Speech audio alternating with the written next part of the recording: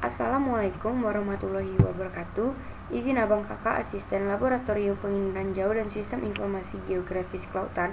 Perkenalkan, nama saya Sukmawati Angelin Abram dari jurusan Ilmu Kelautan angkatan 2022 dengan NIM 080512822746 dari kelas B genap. Di sini saya akan melakukan respon akhir pada praktikum dasar-dasar penginderaan jauh materi klasifikasi tidak terbimbing.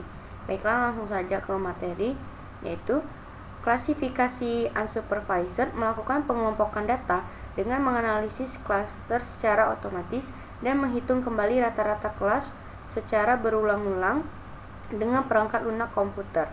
Sumbu horizontal itu menunjukkan nilai piksel pada band 2 dan sumber vertikal menunjukkan nilai kecerahan piksel pada band 1. Pengelompokan piksel ini menjadi kelas spektral diawali dengan penentuan jumlah kelas spektral yang akan dibuat. Penentuan jumlah kelas ini dapat dilakukan dengan memperhatikan jumlah puncak histogram sehingga diperoleh jumlah kelas spektral yang akan dibuat. Setelah jumlah kelas spektral ini ditentukan, kemudian dipilih pusat-pusat kelas spektral terhadap setiap pusat kelas spektral. Berdasarkan hasil pengukuran jarak ini, setiap piksel dikelompokkan ke dalam suatu kelas spektral yang memiliki jarak terdekat. Setiap piksel dikelompokkan, lalu masing-masing rata kelas spektral itu dihitung kembali.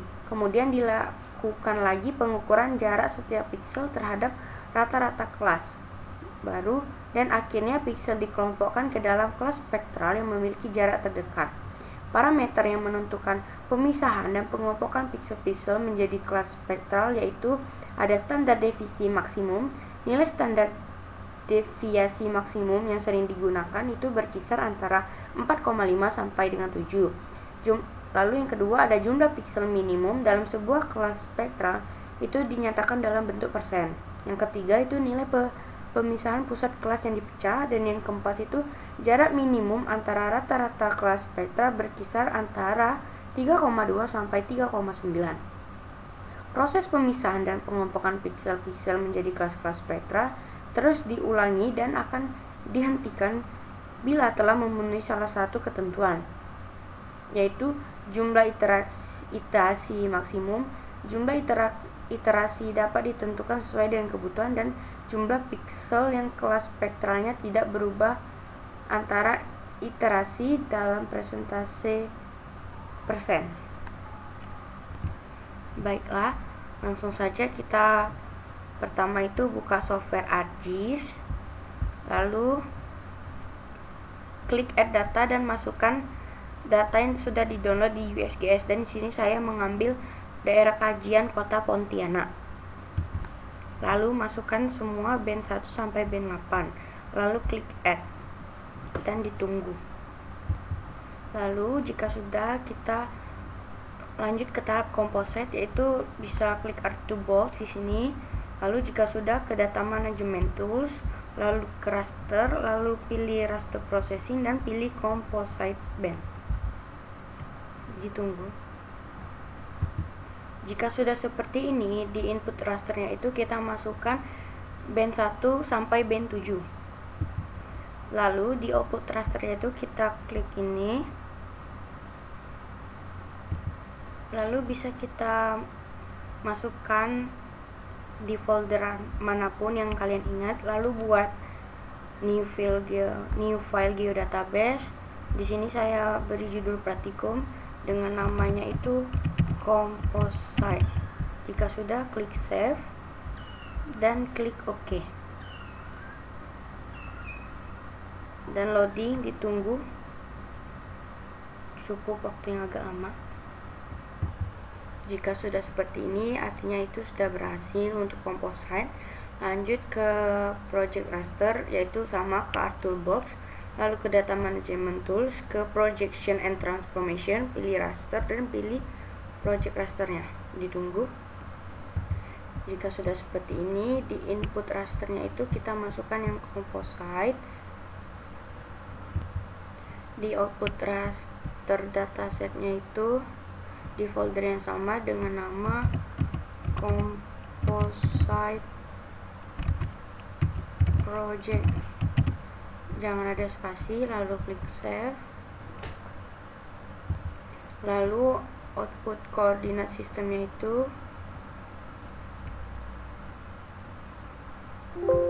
kita menggunakan WGS 1984 UTM Zone 48S. Lalu klik OK. Jika sudah seperti ini, lalu di sini klik OK. Ini proses, jadi ditunggu. Baiklah, ini composite project yang sudah keluar. Lalu di RGB-nya ini kita bisa melakukan komposisi band, yaitu dengan menggunakan natural color yaitu 432, dimana rednya itu 4, greennya itu 3, dan blue-nya itu 2. Lalu jika sudah, kita masukkan data RBI yang sudah kita download di tanah air.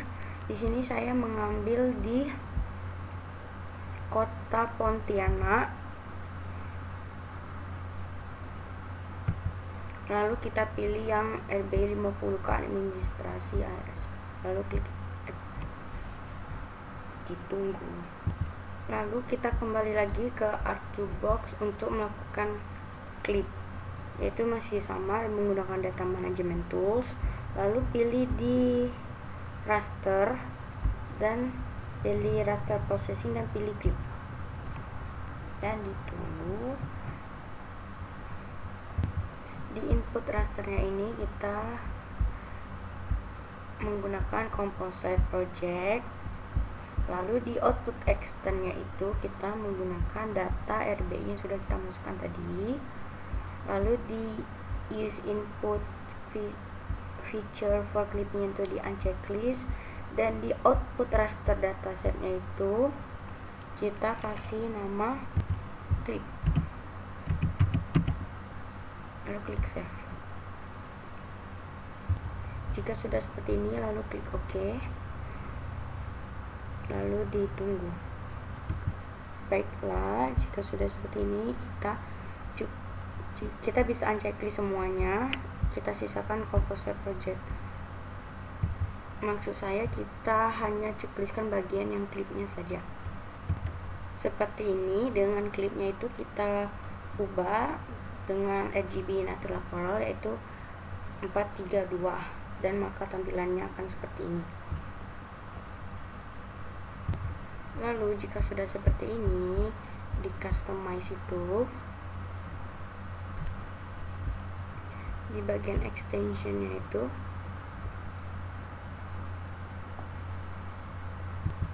pastikan 4 ini tercentang: 3D analysis, network analysis, partial analysis, dan tracking analysis. Jika sudah, klik close. Lalu ke customize, ke toolbar, lalu aktifkan image classification, ininya di bagian clip. Lalu di classification-nya itu kita klik ISO. Jika sudah seperti ini, di input raster band itu kita masukkan yang clip, dan di output classified rasternya itu kita beri nama unsupervised, yang artinya itu kasih tak terbunuh. Lalu di number of classesnya itu kita kasih 4. Lalu jika sudah semua, klik OK. Ditunggu. Baiklah, di sini hasil dari unsupervised itu sudah keluar, dan untuk melihat ini kan sudah ada 4 sesuai dengan ketentuan tadi.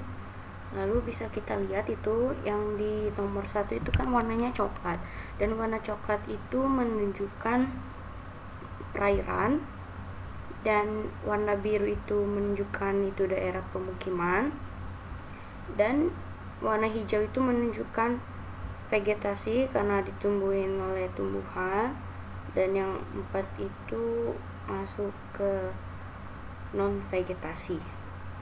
Jadi di perairan ini bisa kita ubah warnanya sesuai dengan yang aslinya. Kalau perairan itu biru, dan diubah warna yang lainnya. Jadi di sini saya sudah merubah. Untuk nomor 1 itu saya lambangkan warna biru karena ini mewakilkan perairan, dan nomor 2 itu saya buat warna merah karena mewakili daerah pemukiman, dan nomor 3 itu saya ubah warna hijau karena itu mewakili daerah vegetasi, dan nomor 4 itu saya kasih warna putih karena melambangkan itu awan. Dan ini juga bisa ubah kita nama nomornya ini sesuai dengan nama klasternya atau nama itu ya. Ini kita ubah di sini perairan, pemukiman, vegetasi, awan. Jika sudah, kita bisa klik OK, lalu klik OK. Udah, jadi bisa dilihat dari sini perairan atau mungkin vegetasi. Lalu tahap selanjutnya itu kita meng-layout peta, dan nanti saya akan tunjukkan hasil dari layout peta. Baiklah, ini adalah hasil dari layout peta klasifikasi tidak terbimbing wilayah kajian saya, yaitu wilayah Pontianak. Jadi yang mungkin dapat saya simpulkan itu kita tadi sudah menentukan jumlah kelas, yaitu kita menggunakan 4 kelas, lalu dipilih pusat-pusat kelas spektralnya terhadap setiap pusat kelas. Lalu berdasarkan hasil pengukiran jaraknya tadi, setiap pikselnya tadi dikelompokkan ke dalam suatu kelas spektral yang memiliki jarak terdekat. Lalu setelah setiap piksel yang dikelompokkan tadi, masing-masing rata-rata kelas spektral itu dihitung kembali. Kemudian dilakukan lagi pengukuran jarak setiap piksel terhadap rata-rata kelas baru. Dan akhirnya piksel ini dikelompokkan ke dalam kelas spektral yang memiliki jarak terdekat. Dengan parameternya itu menentukan pemisahan dan pengelompokan piksel menjadi kelas spektral, yaitu dengan cara tadi nilai standar deviasi maksimumnya itu berkisar antara 4,5 sampai 7, dengan jarak minimum antara rata-rata kelas spektral itu berkisar antara 3,2 sampai 3,9. Jadi itulah hasil dari respon akhir mengenai materi klasifikasi tidak terbimbing dari saya. Saya akhiri, saya mohon maaf jika ada kesalahan kata ataupun penyampaiannya kurang tepat. Saya akhiri, wassalamualaikum warahmatullahi wabarakatuh.